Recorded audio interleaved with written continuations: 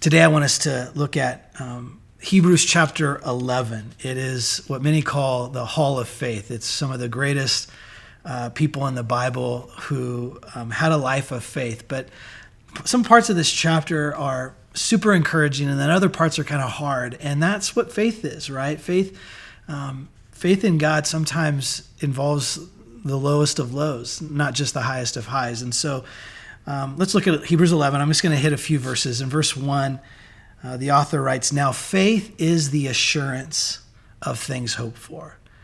I love that word assurance. It's like this sense of like, I know what I know. I'm assured of this. I believe this. I believe, and it's things, I hope for things, and you're not sure if they're going to happen, right? So this assurance is not like, I'm absolutely positive, but faith says, I'm going to believe into it. I'm going to believe in of the assurance of things that are hoped for. And then it goes on and say the conviction of things not seen. I believe that there are things happening that I don't see. I believe that there are things happening that I don't understand.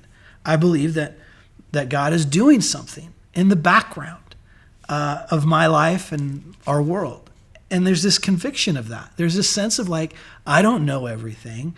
And so I put my faith in God. It's a choice. People put their faith in all kinds of things, right? I mean, we put our faith in government. I don't know.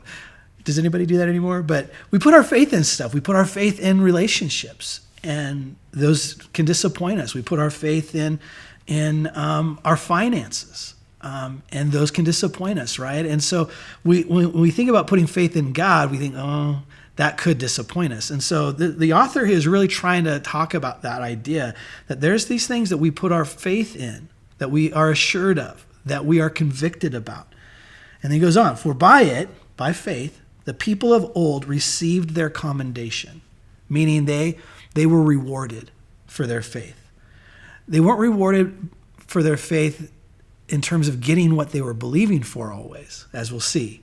So what were they rewarded for? It goes on, by faith we understand that the universe was created by the word of God, so that what is seen was not made out of things that are visible. And then jump up to verse 6, and without faith it is impossible to please God. For whoever would draw near to God must believe that he exists and that he rewards those who seek him. See, the author's getting right to it. The author of Hebrews is saying here that it's not about believing God will do X, Y, and Z for us. It's believing in him. Believing, one, that he exists, and two, that he will reward those who seek him. And those two beliefs are kind of fundamental when it comes to the Christian faith.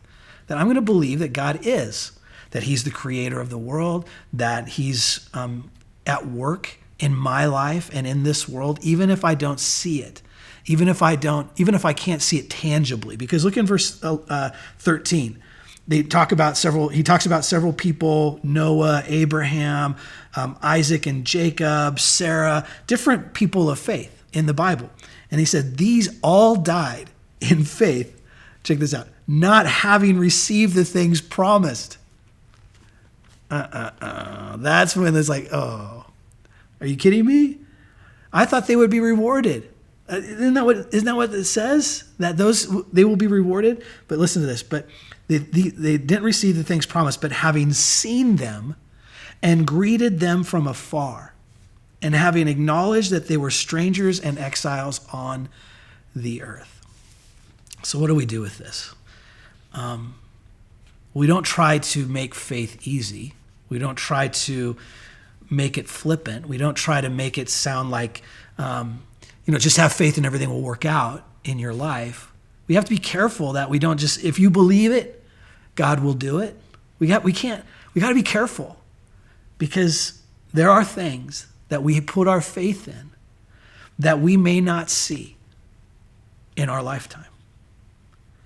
So what do we put our faith in? Well, that comes back to what we said earlier, that God exists and that he is for me, not against me, and that somehow he is working behind the scenes when I don't see it.